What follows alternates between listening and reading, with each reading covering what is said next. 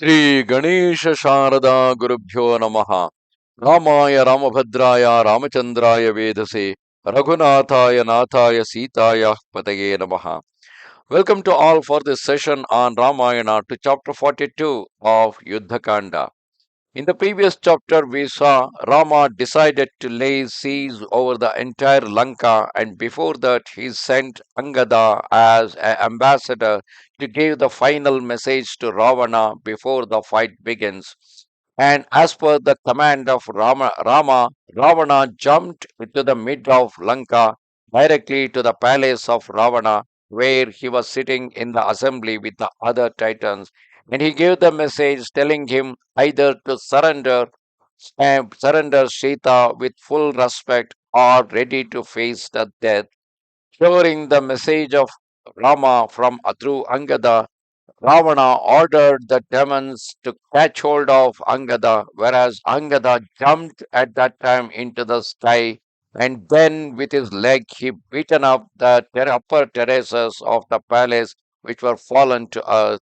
Like Sugriva has symbolically showed how Ravana is being defeated by making his crown to fall to the earth, same way his son or the Wali's son Angada had crashed the upper terraces of the palace, showing how Lanka will going to be destructed in the days to come.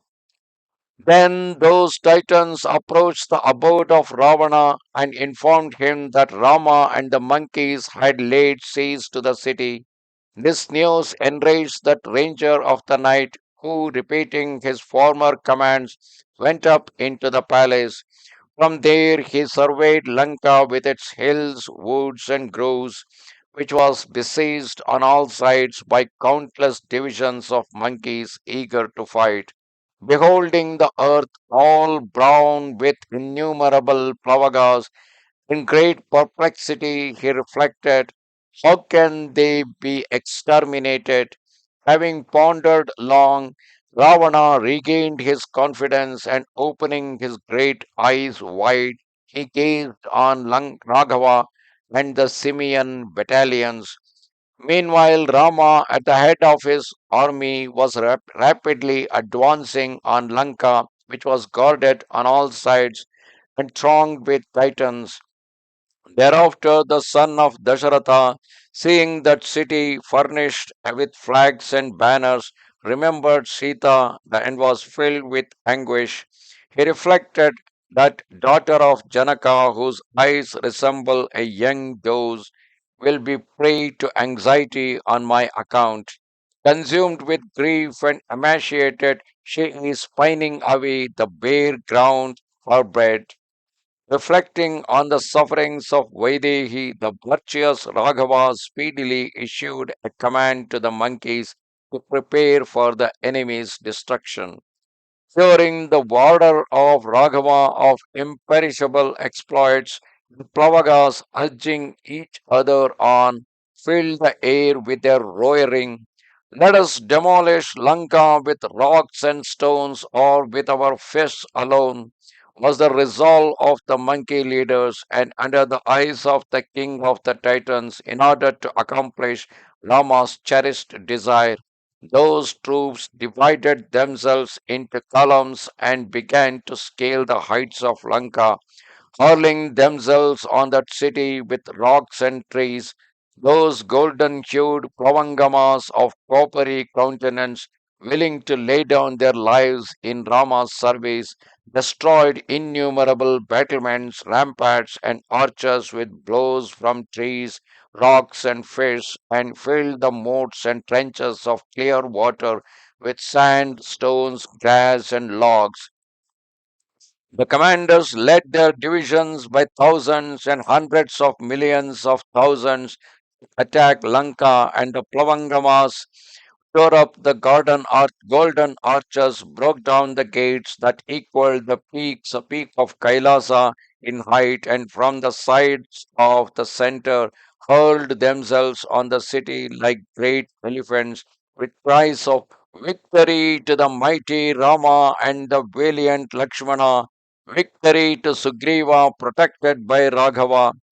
Shouting thus, the monkeys who were able to change their form at will, roaring, rushed to attack the city. Veerabahu, Subahu, Nala, and Panasa, having demolished some of the outposts, reached the foot of the walls and assigned each column to a post of attack. The eastern gate was besieged by the valiant Kumuda, surrounded by 10 crores of triumphant monkeys. His lieutenants were Prasabha and the long armed Panasa, who were at the head of their forces. The southern gate was the warrior Shatabali, a monkey of proved valor who was stationed with 20 crores to obstruct the exit. Sushena, the father of Tara, full of courage and strength, with 100,000 monkeys surrounded the western gate. The northern gate was blockaded by the mighty Rama, assisted by Somitri and Sugriva, the king of the monkeys. The colossal Golangula Gavaksha, of grim aspect and immense energy, supported one of the Rama's flanks with a crores of warriors, and the valiant Dhumra, scourger of his enemies, supported the other flank with a crores of bears of redoubtable fury. The intrepid Vibhishana, attended by his loyal ministers, followed his ally, the heroic Rama, everywhere, while Gaja, Gavaksha, Gavaya, Sharabha, and Gandhamadana patrolled every side in defense of the Simian army. Meanwhile, his heart filled with rage, the king of the Titans ordered his troops to make a rapid sortie. At this command, falling from Ravana's lips, tremendous clamor arose among the rangers of the night, and the sound of kettle drums, their discs white as the moon, on which the Titans beat with sticks of gold, broke out on every side, while hundreds and thousands of trumpets blared forth, blown by the Titans with their cheeks extended to the full, with their dark limbs adorned with ornaments and their conches. Those rangers of the night resembled clouds bordered with lightning or rows of cranes, and their battalions surrounded gaily under Ravana's imperious commands, as at the time of Pralaya the tumultuous sea overflows. At that moment, from every side, a clamor arose from the army of monkeys which filled Malaya with its plains, valleys, and chasms, and the sound of the trumpets and drums and the leonine roars of those warriors re-echoed over the earth, sky, and sea, as also the trumpeting of elephants, the neighing of horses, the clatter of chariot wheels, and the thunder of the Titans marching. Thereafter, a terrible struggle ensued between the monkeys and the titans, as in former times between gods and asuras, with their flaming maces, their spears, harpoons, and axes.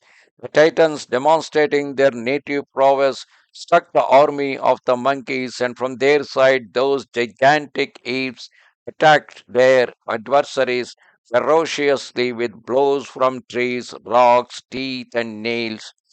Victory to King Sugriva, yelled the monkeys. May our sovereign prevail, shouted the Titans, and each proclaimed his name, while other demons standing on the walls hacked at the monkeys below with hooks and harpoons, and they, infuriated, leaped into the air and dragged down those soldiers stationed on the walls by seizing them with their arms.